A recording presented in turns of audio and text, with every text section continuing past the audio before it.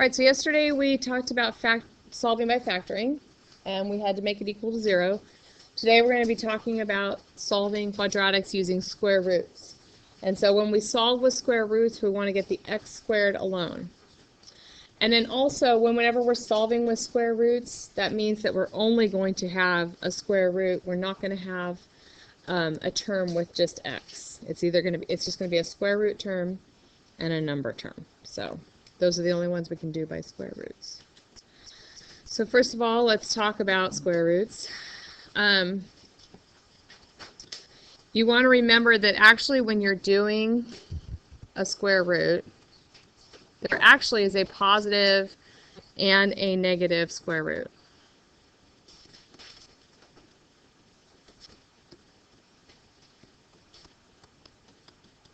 So you want to remember there's a positive and a negative square root.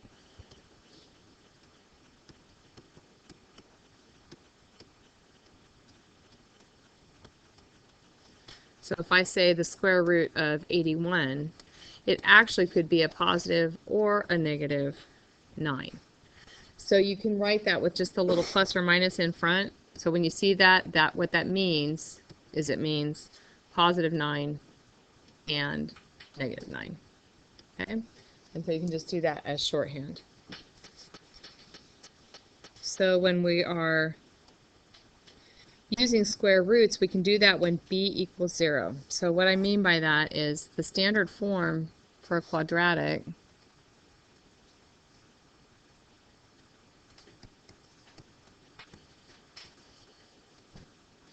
is ax squared plus bx plus c equals 0.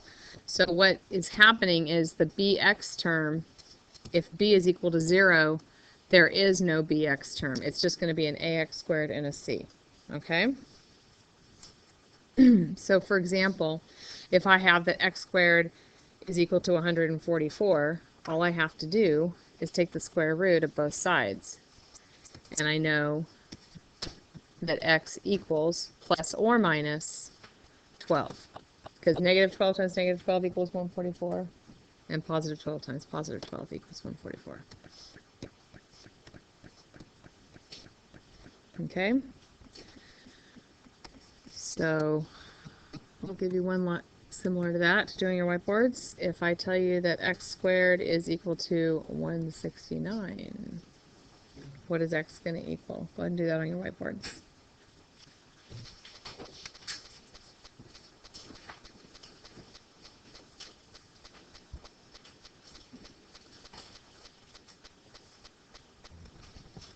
Okay, so most of you are getting it. The main thing is you want to make sure you remember your plus or your minus, because if you forget the plus or minus, essentially you've left out half the answer. You've only given me the positive square root, not the negative square root.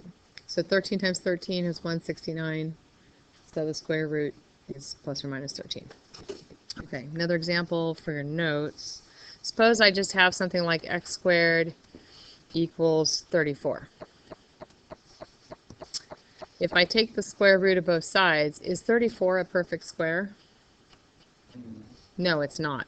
So what I'm going to do is I'm going to just leave it as, oh, whoops, not x squared.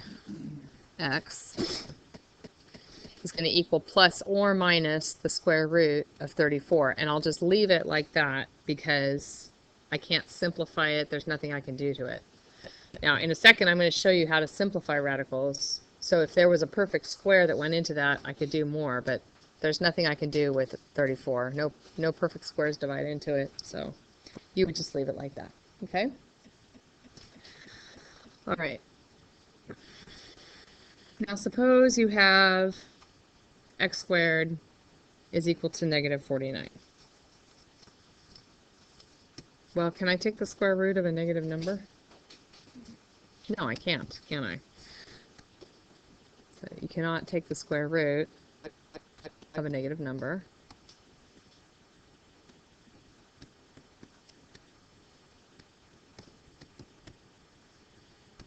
So what that means is that there is no real solution. And if you want to write that with the empty set, the null set, with a 0 with a slash through it, that's fine. Okay, so you can either write no real solution, or you can do the 0 with a slash. Okay. All right. Now this next example, what we want to make sure we do is we always need to get x squared alone. We're going to get the x squared alone and get the number on the other side. So I need to subtract 7 from both sides. And then I get x squared is equal to 0. So what's x going to have to be? Just 0, yeah.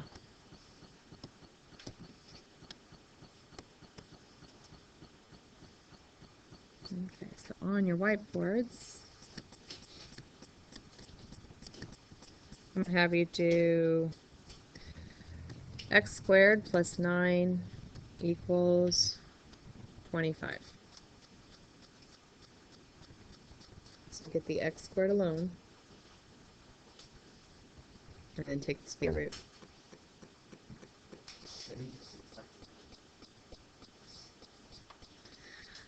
Okay, so we subtracted 9 from both sides, and we got x squared was equal to 16, so that means x equals plus or minus 4. Again, don't forget that plus or minus, or you're leaving out one of the answers, okay?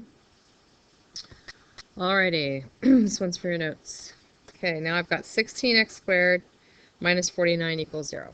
So I want to get the x squared alone. I'm going to add 49 to both sides.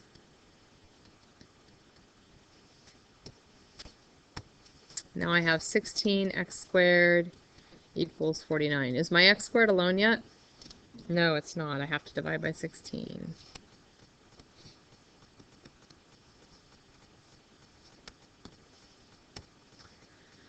So x squared is 49 over 16. So we still, even if it's a fraction, we just take the square root of both sides. And so you just take the square root of the top and the square root of the bottom. So x is going to equal plus or minus, what's the square root of 49? And the square root of 16? 4.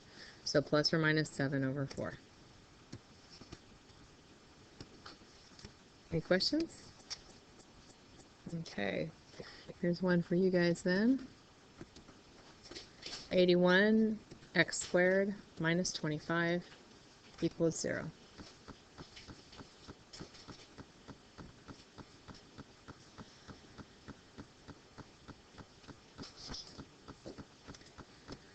Okay, so if we add the 25 to both sides, we get 81 x squared equals 25, and then when you divide, you get x squared is equal to 25 over 81.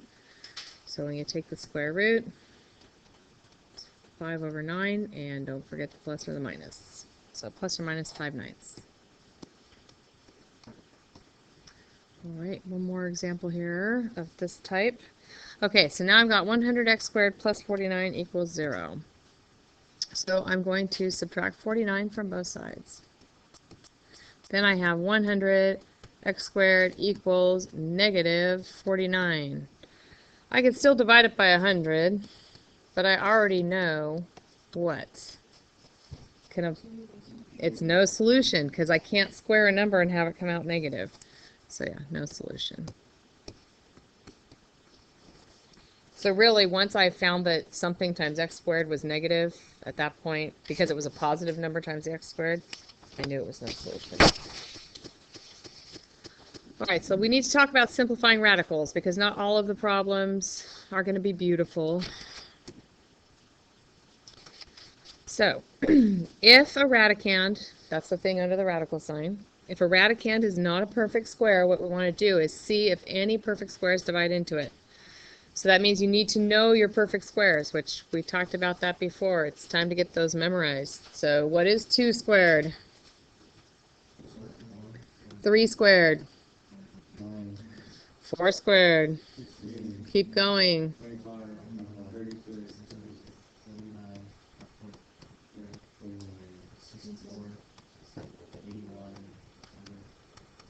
Okay, let's keep going.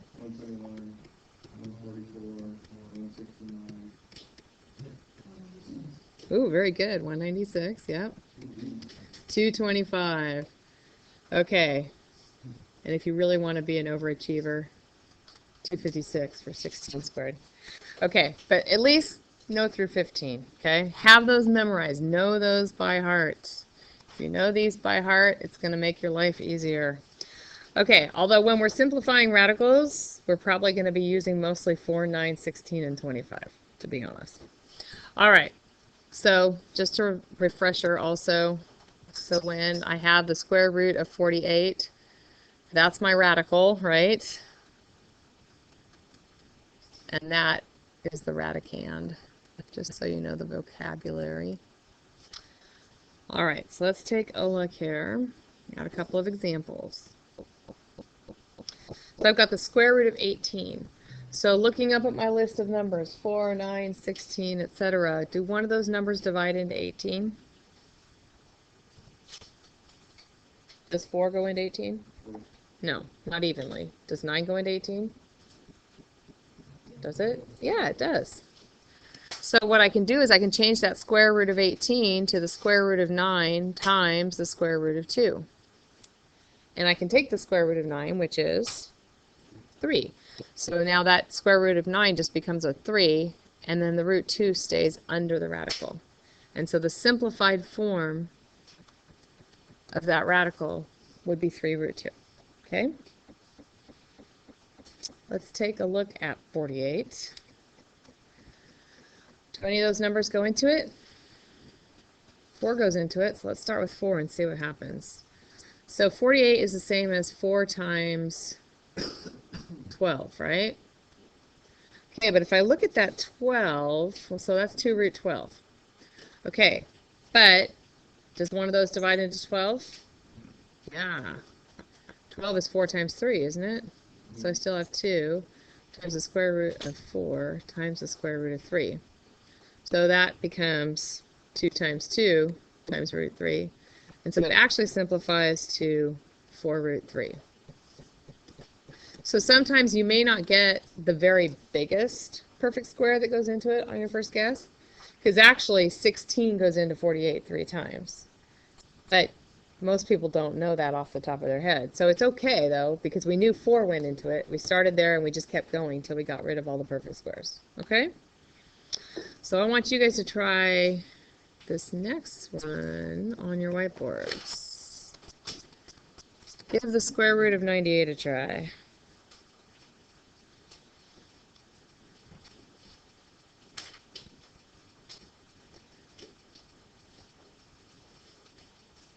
Another little hint is if there's nothing obvious, you can always try cutting it in half and see what you're left with.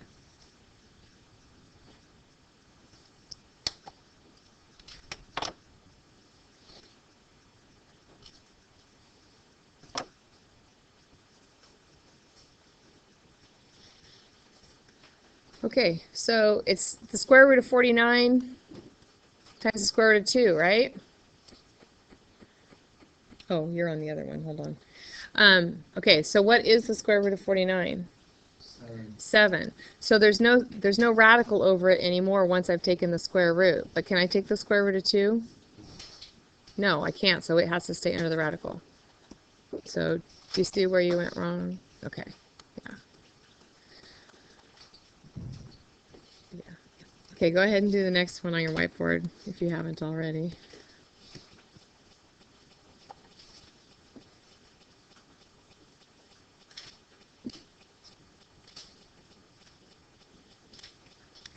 Yeah, so if it ends in 5, it's always a good idea to see if 25 goes into it.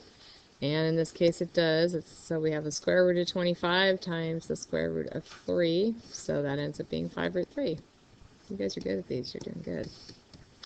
All right. Now we're going to use that to solve some problems that don't come out as pretty as the last ones. All right, so on example 5, I want to get the x squared alone. So I'm going to go ahead and add 2x squared to both sides. So now I have 2x squared is equal to 80. I'll go ahead and divide by 2. So x squared is equal to 40. So I'm going to take the square root of both sides. And my 40, is there a perfect square that goes into 40? Nope. Are we sure about that? How about 4? Yeah, 4 times 10. And then don't forget our plus or minus out there. So x would equal plus or minus 2 root 10. Okay? Do you guys see how we use that with these problems now? All right. Let's see how well you see. Have you guys do this one on your whiteboards.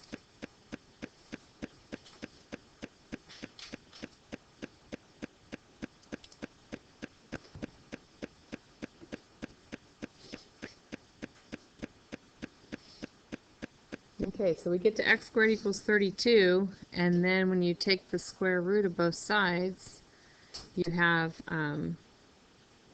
some of you were saying the square root of 4 times the square root of 8, right?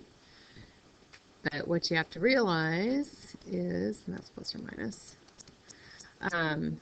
8 is actually 4 times 2, so you can keep going on that one.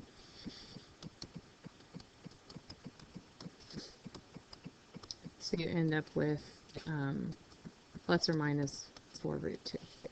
So really 16 goes into 32, right? So it's faster if you can figure out what the largest one is, but it's not the end of the world if you don't. Okay, so I have one last example for you. Okay, so Ms. Pirsada is building a retaining wall along one of the long sides of her rectangular garden. Okay, rectangular garden, that's important. Means I need to draw a rectangle. The garden is twice as long as it is wide. So if my width is W, what should I call my length? If it's twice as long. It would be 2 times W, wouldn't it? Yeah, it'd be 2W. Okay, it also has an area of 578 square feet. How do we find the area of a rectangle? Length times width. So my area, they said, was 578. That's going to equal the length times width, which is 2W times W, or 2W squared, right? So we can use our square roots to solve word problems also. So if I divide by 2, then I get that x squared, I'm going to go ahead and, W squared, sorry, is equal to 289. So if I take the square root of that, it's actually 17. Now, do I have to do plus or minus 17 in this case? No. Can I have something that's negative 17 feet long? No, I can't. So I'm going to just have the positive square root. So the width is going to be 17 feet. So what's that mean the length is?